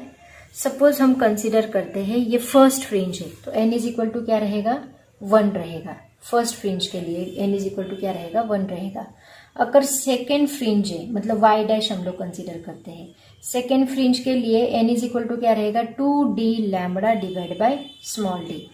तो ये दोनों के बीच का डिफरेंस कितना आएगा, y dash minus y is equal to कितना आएगा, that is 2d lambda divide by d, इसको लिख लो, हाँ, minus d lambda divide by small d। इन दोनों के बीच का मुझे डिफरेंस निकालना है। ये फर्स्ट फ्रिंज है, ये सेकेंड फ्रिंज है, तो इसका इक्वेशन क्या रहेगा, D lambda divide bye D, क्योंकि n इज इक्वल टू 1 है, फर्स्ट फ्रिंज है ना। उसके बाद ये सेकेंड फ्रिंज है, तो इसका फॉर्मूला क्या रहेगा, 2d lambda divide by small D. इन दोनों के बीच का मुझे डिस्टेंस निकालना है, मतलब y निकालना है, तो इसका हम लोग डिफरेंस लेंगे। तो दोनों में से अगर हमने ये 2 में से 1 गया तो कितना बचेगा, 1 बचेगा, मतलब D lambda divide by small D, 1d lambda divide by small D बचेगा। तो इसका fringe width for bright successive bright fringes के बीच में जो डिस्टेंस है वो कितना है, D lambda divide by small D. ऐसे ही हम लोग निकालते हैं 2 डार्क फ्रिंजेस के बीच का डिस्टेंस, ठीक है, देखते हैं कितना आएगा। तो कंसीडर, पता है आपको कि y ऑफ डार्क फ्रिंज का फॉर्मूला क्या होता है, 2n-1 into D lambda divide bye 2d होता है, राइट। तो यहाँ पे सपोज पहली फ्रिंज हमने ली, तो n इज इक्वल टू क्या आएगा, 1 आएगा, तो 2-1 मतलब 1 आएगा। तो पहली फ्रिंज का क्या फॉर्मूला रहेगा, D lambda divide bye 2d। Similarly y for dark fringe dash हमने सेकेंड फ्रिंज के लिए लिया, तो सेकेंड फ्रिंज के लिए 2 इंटू 2-1 मतलब कितना बनेगा, 4-1 इज 3, मतलब क्या आएगा, 3d lambda divide bye 2d आएगा। तो ये डिस्टेंस आएगा 3d lambda divide bye 2d। समझ में आ रहा है ना। यहाँ मैंने n is equal to 1 put किया था, यहाँ मैंने n is equal to 2 put किया, तो मुझे ये फॉर्मूला मिला 2n-1 की जगह पे, ठीक है। अब इन दोनों का डिफरेंस लो क्या मिलेगा, ये ब्राइट फ्रिंज के लिए था, अब हम लेंगे डार्क फ्रिंज के लिए, y dash for dark fringe minus y for dark fringe, दोनों का डिफरेंस ले लो, कितना आएगा, 3d lambda divide bye 2d minus d lambda divide bye 2d। 3 में से 1 गया तो कितना बचेगा, 2 बचेंगे। 3 में से ये 1 है ना, 3d लैम्बडा में से 1d लैम्बडा गया तो कितना बचेगा, 2d lambda divide bye 2d। तो ये 2 गेट कैंसिल, कितना आया, d lambda divide by d।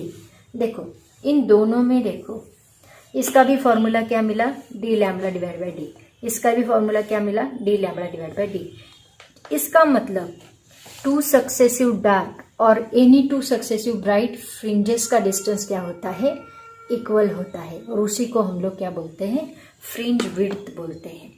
इसको आप लोग नोट डाउन कर लो, क्योंकि आपकी बुक में उन्होंने डायरेक्टली फॉर्मूला दिया है, yn+1 माइनस y1 ऐसे फॉर्मूला दिया है, तो बेटर वे इसको नोट डाउन कर लो। तो ये फॉर्मूला क्या होता है, तो फ्रिंज विड्थ याद रखो, फ्रिंज विड्थ हमेशा होती है d lambda divide by small d, ये इसका फॉर्मूला रहेगा, d lambda divide by small d। Fringe width मतलब any successive dark and any successive bright fringes के बीच में जो डिस्टेंस होता है वो हमेशा इक्वल होता है, उसी को हम लोग बोलते हैं फ्रिंज विड्थ। ओके, ये दोनों इक्वी डिस्टेंस पे होती है, both dark and bright fringes are equi distance and have equal widths. So this is about the Young's double slit experiment. इससे रिलेटेड सभी फॉर्मूलेज मैंने आपको बताए हैं, इससे रिलेटेड फॉर्मूले हमने डिराइव किए हैं, फ्रिंज विड्थ क्या होती है, सभी बेसिक कॉन्सेप्ट्स हमने बताई है। अभी इसके न्यूमेरिकल्स जो है वो हम लोग नेक्स्ट लेक्चर में देखेंगे, क्योंकि ऑलरेडी ये लेक्चर बहुत ही बड़ा बन चुका है और इसमें फॉर्मूला डेरिवेशन जो है वो थोड़ा सा क्रिटिकल भी है। अगर आप उसको अच्छे से स्टेप बाय स्टेप याद रखोगे तो इसमें क्रिटिकल कुछ नहीं, एम क्या है, मेन फॉर्मूला याद रखो, उसके ऊपर से उसको डिराइव करते चलो, हर एक पॉइंट को ठीक से समझ लो ताकि उसमें प्रॉब्लम नहीं आएगा, ठीक है। Understanding is must. अभी वापस मैं बताती हूँ, क्योंकि बहुत सारे बच्चे रटते हैं, फॉर्मूला रट के कुछ नहीं होने वाला, हर एक टॉपिक को ठीक से अंडरस्टैंड करते जाओ। ओके, तो बच्चों आज हम यहीं पे रुकते हैं, पढ़ाई करते रहो। Thank you so much and bye bye. Next question देखो क्या है बच्चों। Explain Fraunhofer diffraction at a single slit with a neat ray diagram, obtain expression for width of central bright fringe. Expression बनाना है। तो इसमें अभी हम स्टडी करने वाले हैं derivation Fraunhofer diffraction due to single slit. तो देखो यहाँ पे हम सिंगल स्लिट कंसीडर करेंगे। पहले हम डायग्राम निकालते हैं। ये एक सिंगल स्लिट मैंने यहाँ पे कंसीडर किया और उसके आगे हम लोग एक एक्चुअली इसके अंदर एक कॉन्वेक्स लेंस रहेगा, जैसे हमने इसके पहले सेटअप में देखा था वैसा ही, और यहाँ पे एक स्क्रीन रहेगी। ओके, तो सबसे पहले हम लोग जो सेंट्रल मैक्सिमा है उसकी बात करेंगे। Position of central maxima, position of central maxima मतलब मैक्सिमा कहाँ पे फॉर्म होगा, उसके बाद मिनिमा कहाँ पे फॉर्म होगा, वो सभी हम बातें करने वाले हैं यहाँ पे। तो सेंट्रल मैक्सिमा कैसे फॉर्म होगा देखो। अब ये तो आपको पता है कि सेंट्रल मैक्सिमा के लिए जो पाथ डिफरेंस होता है वो क्या होता है, zero. Path difference zero, Young's double slit experiment में हमने स्टडी किया था। तो यहाँ पे पाथ डिफरेंस जीरो होना चाहिए, मतलब सभी रेज एक ही डायरेक्शन से ट्रैवल करने चाहिए। तो यहाँ पे सिंगल स्लिट हमने ली है, इसके पहले एक पॉइंट सोर्स है। तो मैंने आपको बताया पॉइंट सोर्स फ्रॉनहोफर डिफ्रैक्शन है, तो पॉइंट सोर्स बहुत दूर होगा, मतलब उससे आने वाले जो रेज है वो कैसे होंगे, स्ट्रेट होंगे। तो यहाँ पे हमें एक सिंगल स्लिट ली है, जो सिंगल स्लिट में लीनियर प्लेन वेव फ्रंट हमें मिलेगी। ठीक है, तो कंसीडर करते हैं यहाँ से एक पाथ ऐसे आ रहा है कुछ इस डायरेक्शन में, ये दूसरा पाथ, 3 पाथ में लेती हूँ, एक सेंटर में रहेगा, ये तीसरा पाथ। ओके, एक मिनट। तो देखो यहाँ पे ये एक प्लेन वेव फ्रंट हमने कंसीडर की। तो इस पॉइंट को यहाँ पे वापस पॉइंट सोर्स बनेंगे, क्योंकि ये वेव फ्रंट है। वेव फ्रंट के ऊपर जितने भी पॉइंट्स होते हैं वो सभी क्या करेंगे, नई वेव फ्रंट्स फॉर्म करेंगे। मतलब यहाँ पे सपोज ए पॉइंट है, तो ए पॉइंट अपना सोर्स बनेगा और अपनी वेव फ्रंट फॉर्म करेगा। ये बी पॉइंट है, वो अपना सोर्स बनेगा, अपनी वेव फ्रंट फॉर्म करेगा। ये सी पॉइंट है, अपना सोर्स बनेगा, अपनी वेव फ्रंट फॉर्म करेगा। मतलब हर एक पॉइंट क्या कर रहा है, सोर्स का काम कर रहा है, अपना अपना वेव फ्रंट फॉर्म कर रहा है, अपने अपने रेज को पास कर रहा है अकॉर्डिंग टू हाइजेंस प्रिंसिपल। तो यहाँ पे मैंने 3 पॉइंट्स लिए, एक पॉइंट ए, दूसरा पॉइंट इन दोनों के बीच में लिया, सी पॉइंट लिया, और ये बी पॉइंट लिया। ठीक है, A C B, A and B के बीच में दूसरा पॉइंट मैंने लिया है सी पॉइंट। ओके, ये जो स्लीट है, ये स्लीट का एपर्चर मतलब ये डिस्टेंस को हमने ए मान के चला। This is suppose to be A. जैसे वहां पे डिस्टेंस बिटवीन 2 स्लिट्स डी हुआ करता था, वैसे यहाँ पे ए है। अब क्या होगा, ये जो पॉइंट है ये अपने अपने रेज ट्रेवल करेगा। तो पहले ये स्ट्रेट लाइन के रेज जिनके बीच में पाथ डिफरेंस क्या है, जीरो, वो हम लोग कंसीडर करते हैं। तो ये स्ट्रेट लाइन के रेज मैंने कंसीडर किए। ये स्ट्रेट लाइन के सभी रेज देखो, सभी का एंगल थीटा कितना है, 0 डिग्री। सबका एंगल अगर 0 डिग्री है तो इसका एंगल भी 0 डिग्री है, इसका एंगल भी 0 डिग्री, इसका एंगल भी 0 डिग्री। तो ये सभी ये लेंस क्या करेगी, एक जगह पे मर्ज करेगी। तो ये स्ट्रेट लाइन में जाएगा ऐसे, कहीं यहाँ पे ये पॉइंट रीच करेगा, क्योंकि इसका एंगल क्या है, CP0 0 रहेगा। तो यहाँ पे मैंने P0 पॉइंट कंसीडर किया। अब ये लेंस की वजह से ये पॉइंट कहाँ रीच करेंगे, यहाँ पे रीच करेंगे। सिमिलरली ये लेंस की वजह से ये पॉइंट कहाँ रीच करेगा, यहाँ पे रीच करेगा। अब देखो ये दोनों का पाथ डिफरेंस हमें क्या मिल रहा है, 0 मिल रहा है, क्योंकि ये रे यहाँ से आ रहा है, ये रे यहाँ, सेम डिस्टेंस दोनों ने ट्रेवल किया है। तो CP0 का एंगल कितना मिल रहा है हमें, दैट एंगल इज 0। और यहाँ से पास होने वाले जो रेज है उसमें एंगल है कुछ तो भी, लेकिन सबका पाथ डिफरेंस हमें 0 मिल रहा है। इसकी वजह से ये जो है P0 पॉइंट, इसको हम क्या कहेंगे, this is called as central maxima. समझ में आया, इसको हम कहेंगे सेंट्रल मैक्सिमा। तो ये जो सेंट्रल मैक्सिमा होता है, हमें पता है सेंट्रल मैक्सिमा की इंटेंसिटी सबसे ज्यादा होती है।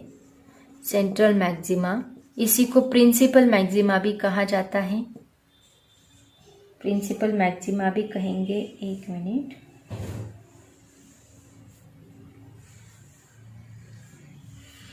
ओके, इसको प्रिंसिपल मैक्सिमा भी कहा जाता है।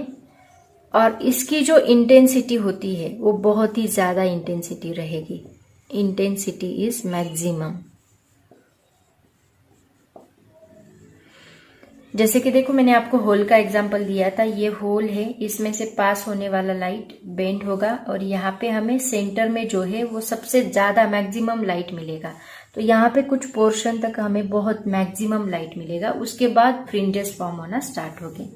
तो ये होगी सेंट्रल मैक्सिमा की बात। याद रखो सेंट्रल मैक्सिमा मतलब सभी स्ट्रेट आने वाले रेज है उनसे एक सेंट्रल मैक्सिमा बनेगा जिसका पाथ डिफरेंस 0 रहेगा, उसी को हम लोग सेंट्रल मैक्सिमा कहेंगे, उसी को प्रिंसिपल मैक्सिमा कहेंगे, जिसकी इंटेंसिटी बहुत ही ज्यादा होती है और सभी रेज का पाथ डिफरेंस 0 होता है। This is called as central maxima.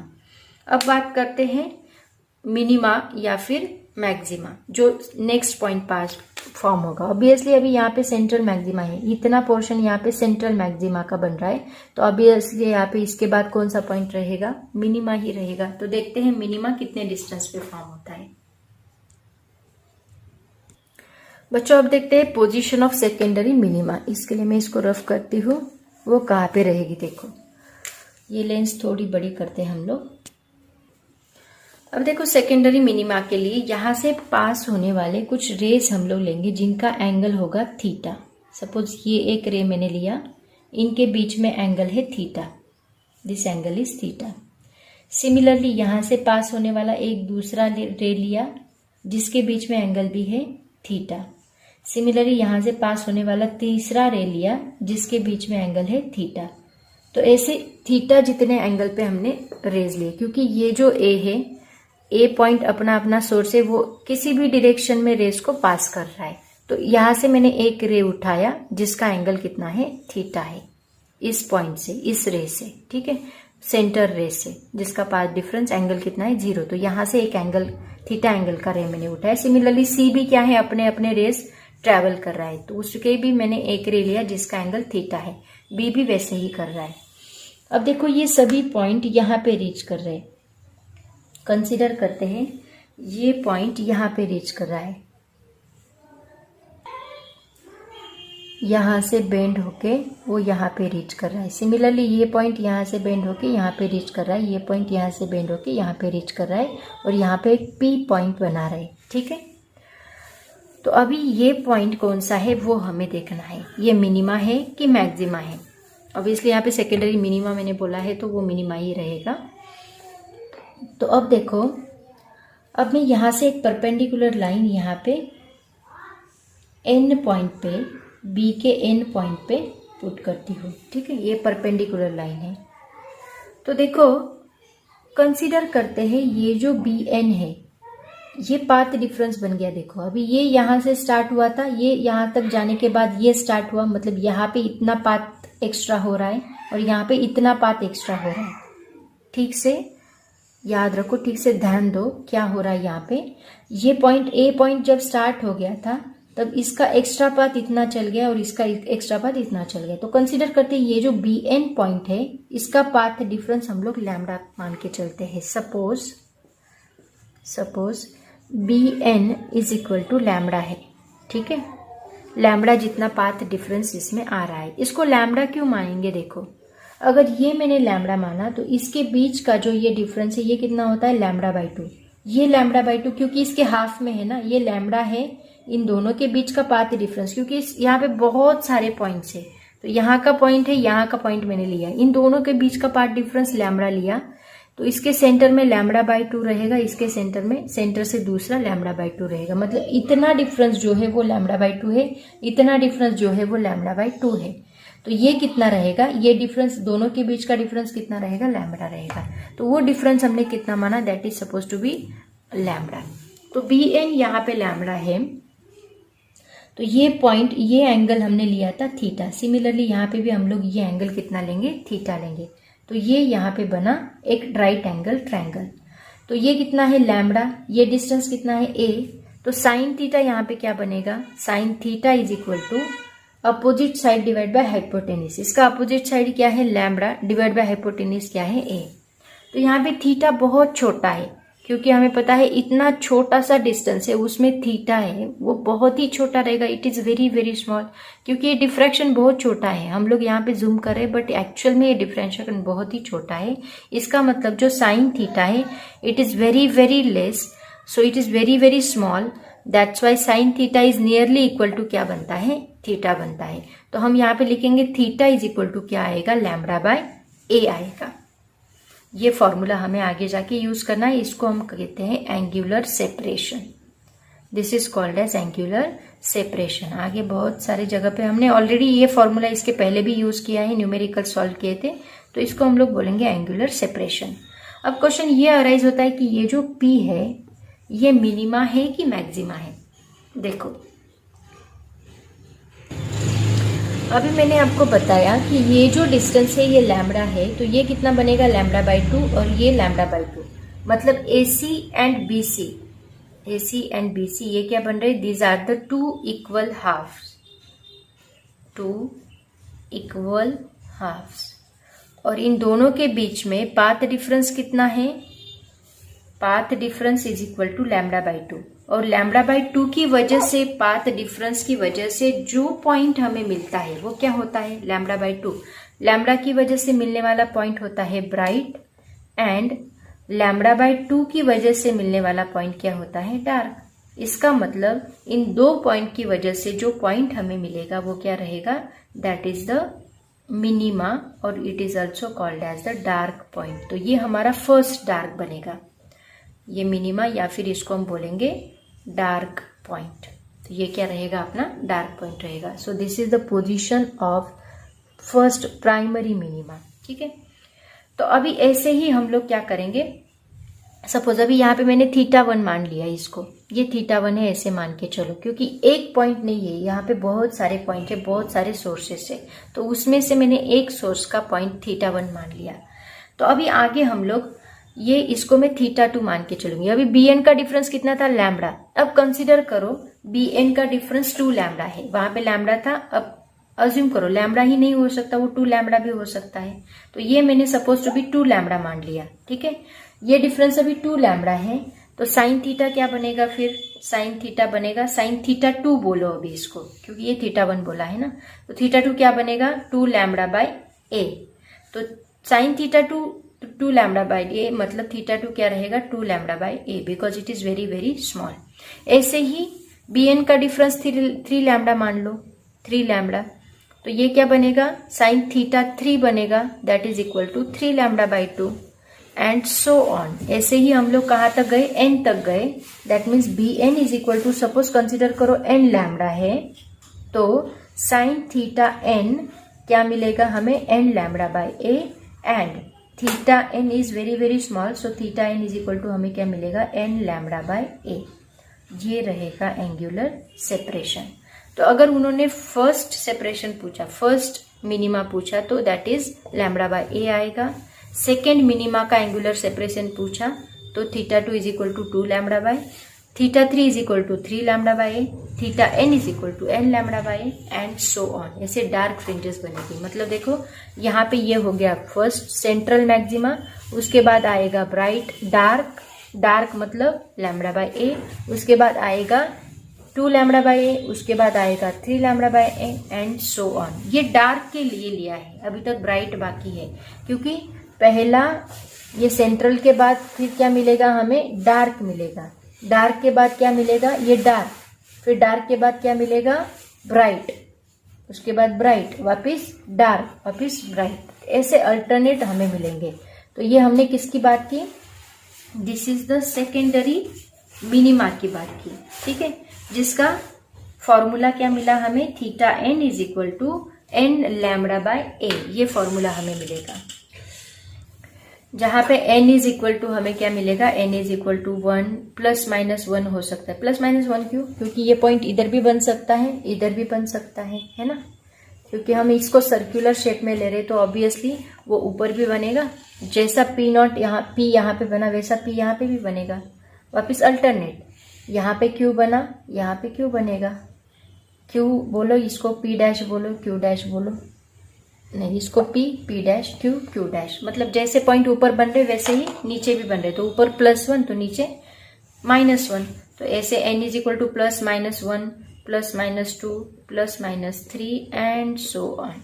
ऐसे हमें पोजीशन ऑफ सेकेंडरी मिनिमा मिलेगी। ठीक है, so this is called as position. इसको सेकेंडरी मिनिमा, इसको क्या कहा है, प्राइमरी प्रिंसिपल मैक्सिमा बोला है। उसके बाद क्या मिलेगा, सेकेंडरी मिनिमा।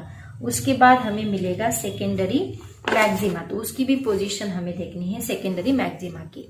ठीक है, अब यहाँ पे एक्चुअली एंगुलर सेपरेशन भी पूछते हैं, एंगुलर सेपरेशन ही पूछते हैं, लेकिन अगर उन्होंने कभी इसका डिस्टेंस पूछ लिया तो वो डिस्टेंस आप कैसे निकालोगे।